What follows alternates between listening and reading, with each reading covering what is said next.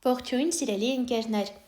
այս հոլովակում ձեզ համար կներկայացնեմ 2026 թվականի հուլիս ամսվա հորոսկոպը ցուլ նշանի համար։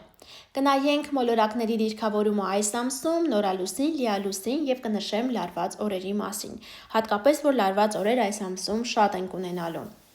Հիշեցնում եմ, որ առաջին հերթին հորոսկոպը նայում ենք ասցենդենտի նշանով, այնուհետև արևի նշանով լրացնում ենք։ Այսպիսով,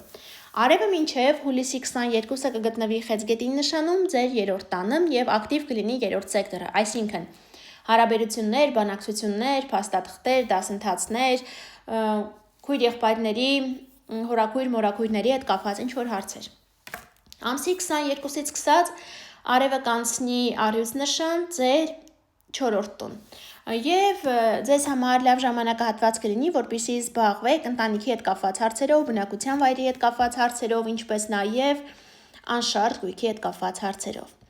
Մերկուրի մոլորակը ամսվա սկզբից սկսած մինչև հուլիսի 23-ը գտնվելու է հետընթաց դիրքով Խեցգետի նշանում և ճիշտ է 23-ից դառնալու է ուղընթաց, բայց մինչև ամսվա վերջ իր ազդեցությունն է թողնելու։ Հետընթաց Մերկուրիի մասին առանձին նյութ ունեմ արդեն տեղադրած, հղումը կարող եք գտնել նկարագրություններ բաժնում, այժմ չկրկնվեմ, որպեսզի ժամանակը անիմաստ չօգտագործեմ։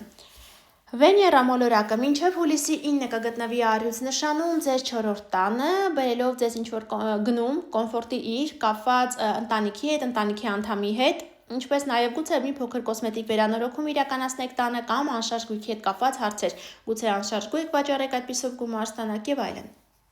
Ամսի 9-ից սկսած Վեներան կանցնի կույս նշան ձեր չորրորդ տուն եւ ներողություն ձեր 5-րդ տուն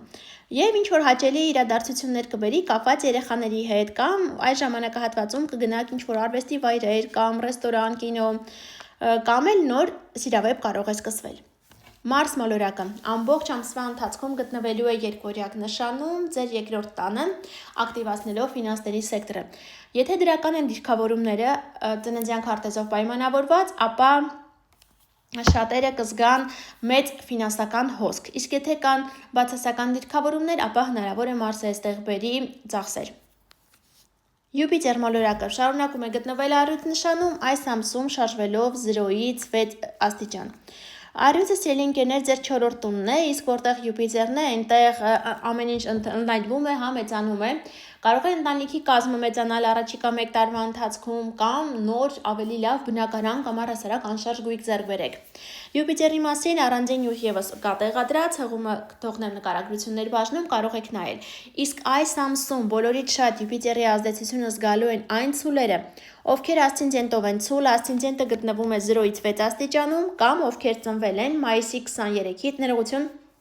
ապրիլի 23-ից մինչև ապրիլի 29-ը ընկած ժամանակահատվածում։ Եթե այս օրերին է ձեր ծնունդը, ապա Յուպիտերի ազդեցությունը բոլորից շատ դուք եք զգալու հենց այս ամսում։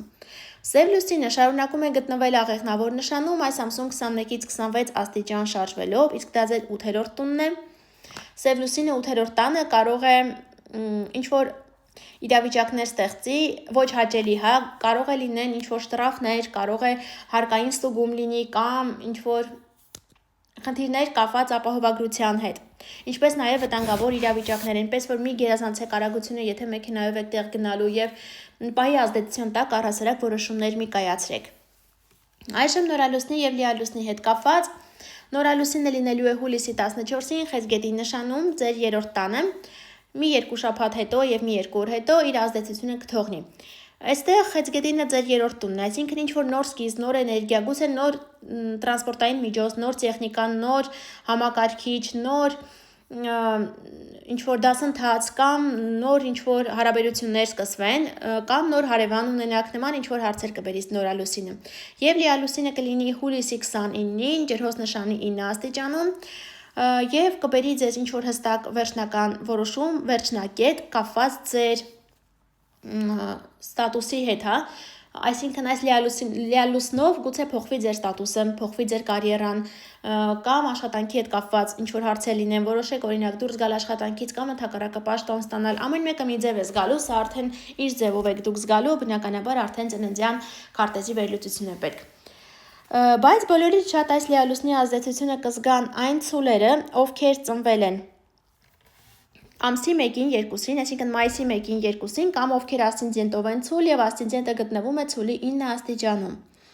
Այժմ լարված օրերի մասին։ Լարված է լինելու հուլիսի 3-ը, հուլիսի 6-ը, հուլիսի 13-ը, հուլիսի 20-ը, հուլիսի 26-ը,